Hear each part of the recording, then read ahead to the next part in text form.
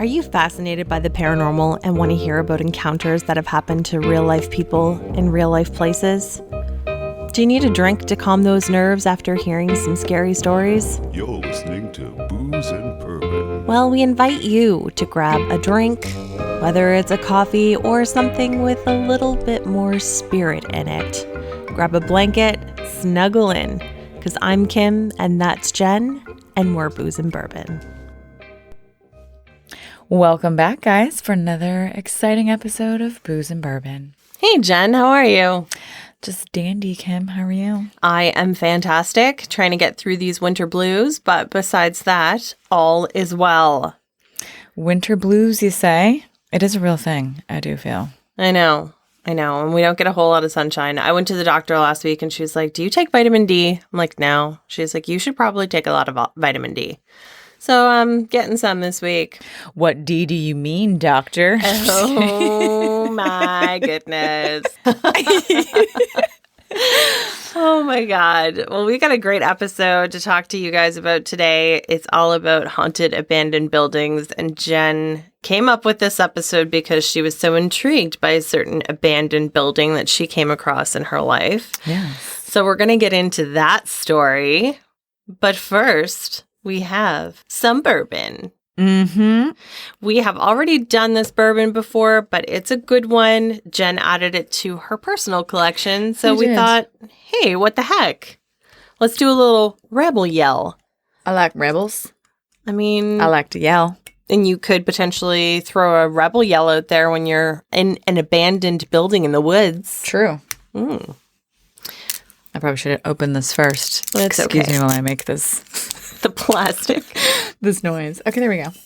Lovely. Oh my gosh. It's got a cork on it. Good. Cork pop time. I didn't know if it did. Lovely. With this Rebel Yell bourbon, we're not going to get into it too much. Like I said, we've done it in one of our previous episodes. So if you go and you search under Booze and Bourbon and type in Rebel Yell, you will find it. But Rebel Yell has a long-rooted history and tradition and still uses its original recipe.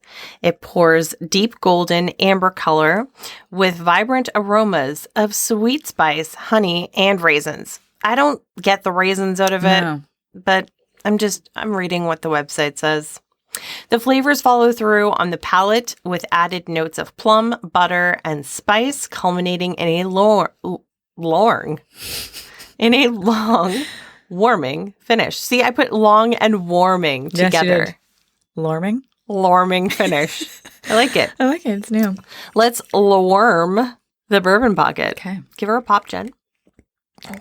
Oh, wow. I got like backsplash and everything on that. Dang. I was at a restaurant this past weekend that they do teppanyaki. Mm-hmm. And they did this, like, they put sake into a squirt bottle. Ooh. And they basically, like, squirt it from a distance and make you chug it. Mm-hmm. And it literally got all over me. A little sake on ya. That smells real nice. Do you know what I remember about this? And I'm excited already. It's because of like the butter toffee candy taste that I think it has.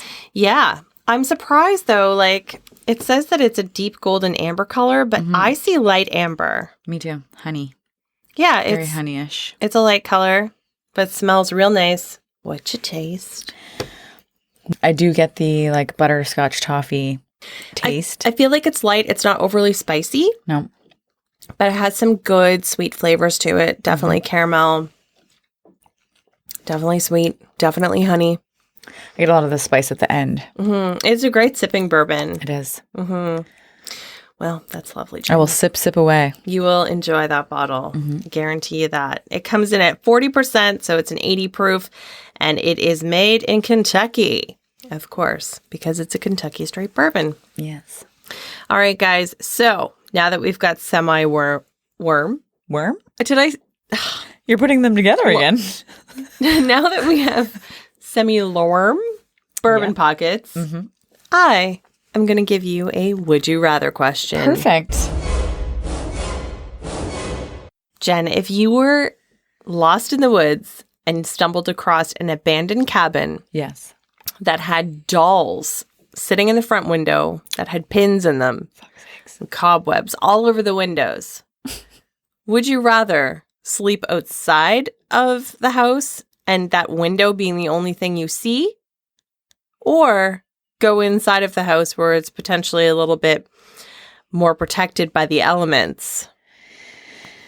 I'm not a big fan of dolls with little sticks in them. Makes me think of voodoo shit. And I just don't like dolls staring at me either, because that's just creepy. Yes. So I'd probably prefer to sleep outside with the animals. Okay. All right. I think I might be on the same page as you. Yeah. The dolls really threw it off there.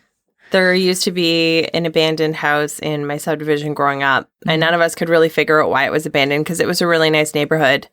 And some of the kids that we used to go like hang out with or bicycle to their houses or whatever, they would say that they had gone in there and there was like a really freaky doll just sitting there. And I'm like, was that left there, or did some weirdo go in there and like do weird shit with a doll? It was always freaky to me. Yeah. All right. Well, here's one for you. Ready? Staying with the same little path that we're on here. You're also in the woods. Mm-hmm. It's like a torrential pouring, like just a thunderstorm, lightning, rain, everything. Mm-hmm. And you come upon, on one side, a deserted old hospital asylum. Oh, geez. And on the other side, an abandoned home that was the home of a mass murder Oh, my of God. an entire family. Oh, my Lord. Which one are you going to stay in? Or are you just going to choose neither and just stay out in the rain? But I would assume that you'd probably want to be inside for a moment at least. Yeah, this is a hard one. I think because a hospital would have so many corridors and hallways and just such a huge open space, I wouldn't feel as comfortable as I potentially could in the corner of a room or maybe even in a closet. I don't know. It's hard. I think I'm going to have to go with the house, though. Right. Hope for the best. Yeah. Hope I don't see blood stains everywhere. Yeah, it's hard to say. Very hard to say. Right. All right, guys. So just after the break, we are going to get into today's main topic, which is abandoned buildings. Jen has a really good personal story too. So stay tuned for that.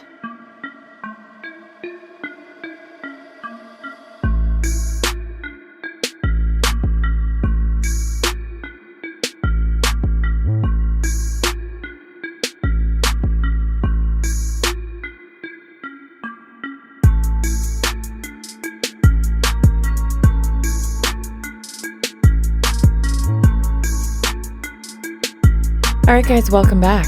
So I'm going to start us off with just, I guess, the inspiration behind today's topic. Basically, my cottage, which is in the South Shore of Nova Scotia, down in Shelburne, we used to go on what we would call, I think my mom referred to it as nature walks. That's sweet. Thanks, Wendy. Thank you, Wendy, for that. Nature walks on Sundays. We would go before dinner. So we would go randomly walk. There's lots of dirt roads, obviously, that lead to nowhere. And some of them are like, there's old four-wheeling trails and stuff. So we would just find one and just venture off. Yeah. So we came into this huge clearing, which was, we followed, I think, a four-wheel path off of one of the dirt roads. We got pretty deep down into the woods. And then we came to like where there was, I wouldn't even call it a lake. It was more like maybe a pond coming from a river. Mm-hmm. And then we noticed this like white, very old home, like over to the right-hand side. Yeah. So of course, me and my dad are both very nosy. So we were like, well, we should go investigate this random home. Because he finds a lot of like deserted deer hunting cabins in the woods. Yeah. But he was like, this doesn't look like obviously a hunting cabin. It looks like someone's home. Right. So we went over, and then as we got closer, we realized like it definitely is not lived in because it was very run down looking. So against my mother's instructions of like not breaking and entering and like trespassing, we decided it's not really breaking and entering if you find something that's open. So just happened to find like, I think it was one of like the side doors was partially open. Oh, lovely. Like jarred open because it was just like that. The wood was very like wilted or whatever you want to call it. There's probably an animal living in there. Most likely. So the weird part is we get in there and everything is like basically left as it was. Like their furniture's still there. Like couch, everything's still in place. I mean, obviously it was like coated in dirt or like dust and stuff. But we went What into kind like of like era do you think it was abandoned? definitely an older, like very old. Like I don't know how to describe those coaches, but you remember the one that had like the wood finishing on the ends, and it was like had those like buttons that held the fabric It in. was probably like 60s, 70s. Yeah. So it was very old. But the dining room table was set and there was like food on the plates that obviously mouse and like rats and squirrels have been eating. But like it was just very creepy because it's like who got up and left in the middle of their meal to just disappear, I guess. So then Dad was like, okay, this is kind of weird because, you know, if like you decided to move, obviously you would have took your belongings or at least cleaned up the kitchen a little bit before you left, or like exactly. Or if you were to like, if it went foreclosed or whatever and they had to leave, like you would still take your belongings, or I don't know. It just seemed very weird. It is very weird because like a couple of things came to mind for me. Anyway, I was thinking, okay, maybe the person was like killed, or maybe and no one just found them. Maybe not, or maybe somebody did find them and they just obviously didn't come back and clean it up, and where it's in the woods. But then the other part of me thinks that maybe it could have been there abandoned for a long time, and then some hobbit in the woods decided that they were going to come in and live there, and then something happened to them. I mean, there is a story of a man who lived in the woods, not down in Shelburne, Nova Scotia, but like up towards Stellarton, I think. I think I remember that, yeah. Yeah, and he lived in the woods for a really, really long time. And he was a man of nature and used every single part of the fish that he possibly could. And he would like make a trek, I think it was like 30 minutes into the closest road to see civilization. But he just really appreciated being there all by himself. With nature. So how far away from your cottage? Because your cottage isn't like a super far away from town, but if you're driving... Yeah, we would normally drive out to somewhere and then walk. So this was probably like 40 minutes away. I'm not even sure in what direction we were in, but it was very secluded, obviously. So that was Dad's first thought too, is that maybe if it was an older person living there alone, if something was to happen, sadly, like nobody might notice if they didn't have any family. Like no one's coming way out there to check on you. And there's also there's a town here in Nova Scotia that used to be an old gold mining town, and it's Renfrew? Yes, it's completely abandoned Ghost now. town. And you can only get back there by ATVs and four-wheelers and things. So that would be a cool place to go investigate too. But like I've seen pictures of people who have gone there, and there's like old mailboxes with people's names on them and just like foundations of where houses used to be. And like all the trees are growing up now. So it's just basically like turning back into like forest land, but like it's actually was a town. So yeah, it's crazy. Yeah. Definitely crazy. All right. So I have this story is from an unknown location, and it's from an anonymous writer. I'm typing this because this just happened a few hours earlier, and I'm honestly pretty fucking terrified. So me and my friends always go to this abandoned mansion, and just to cut to the chase, there's a lot of creepy shit in there, but the creepiest thing is a shrine for someone who died. His obituary is there, his shoes and notes from his mom, and a huge urn from after he died. So my friends FaceTimed me and told me that yes, we're going to the mansion with the Ouija board and 3 of my other friends. When we got there, I had an idea to do the board in that room with the shrine. I doubted the board working, even though I've always had bad experiences with these boards, either homemade or original. Eventually, the board said goo, and that's G-U, twice. So then when we were done, we went to the basement and we found a story about a bare-headed man. And in the story, don't remember what it said before goo, but said something and then said goo. So we knew we had to get the hell out of there. Also, when I went on Wikipedia for goo, one of the definitions said a spirit whose head was severed and put on a stake. Oh my God. I told my mom about it, and she told me to never do it again, and why the hell I would do it considering what had happened in the past. I don't know. We just all thought it's pretty creepy. It even scared my mom. I'm honestly just really scared. I feel like puking, and I don't feel right at the moment. Well, I mean, yeah, why would you when you just went and played with the Ouija board in this weird place with this bare-headed man? And this goo. So strange. All right. Next, we have one from the haunted Nicole homestead in Buffalo Pound Provincial Park. Hear faint whispers among the trees on a hike to the hidden Nicole homestead. Something unexpected might find you. This towering stone house in the woods is rumored to be haunted. The isolated dwelling, built in the 1800s, is only accessible by trails. Once you reach the secluded homestead, no one can see or hear you. Wait, look out and listen, if you dare. When you leave, watch your step. The ruffling sounds and footsteps behind you might not be coyotes or mule deer. Interesting. That is actually in Saskatchewan. And they do haunted hikes up there. Oh, do they? Yeah. I've seen pictures. It looks pretty cool. Haunted hikes that you come back from or you don't come back from? I don't know. Maybe I need to look into this a little bit further. So then we have the Barry Pomeroy Castle in Devon. Nestled deep within the wooded valleys of South Devon, the ruins of Barry Pomeroy Castle appear to be charming and innocent during the hours of daylight. But when night falls, the derelict 12th century stone-walled grounds take on an altogether more sinister atmosphere. Legend has it that the grand castle fell into disrepair in the 18th century after a raging fire, started by a flash of lightning. It drove its inhabitants to find lodging elsewhere. The vacated grounds, overgrown with ivy, became the haunt of jackdaws and other non-human entities. Nocturnal visitors often report sightings of a wispy white figure, identified as the ghost of Lady Margaret Pomeroy. The beautiful Margaret spent over 2 decades locked away in the castle dungeons following a toxic love triangle involving Margaret's elder sister Eleanor and a shared love interest. The White Lady is allegedly often spotted drifting through the dungeons or hovering over the castle ramparts. Poor Margaret. Little love triangle with your sister, eh? Eleanor sounds like a bitch. Locked her away in a dungeon. Stupid hoe. All right, next one. A story from an anonymous source. My sister and I have gotten into investigating the paranormal within the past 6 months, actively at least. The thrill of what was also accompanied by seeking out and investigating abandoned buildings. We have even traveled across Louisiana to do it. We mostly have been using the Ouija board and a voice recorder and a spirit box. So to add to our stock, I ordered some dowsing rods, and they even came with a certification. Yesterday, I got them in the mail, finally. Let me start off our experience story with a bit of background info. My sister, we'll call her Cassidy, and I have lived in the same trailer our whole life with our mother. That trailer was bought by my grandfather years before I was even born. Then my parents began living in it once I was born, 24 years ago. So it's really old, and people unknown lived in it before my grandfather bought it, although the history is unknown. My mother has always told me stories about seeing shadows of men wearing top hats ghosting through the hallway. Blue and white static she would see on her ceiling when trying to sleep, hearing footsteps, etc.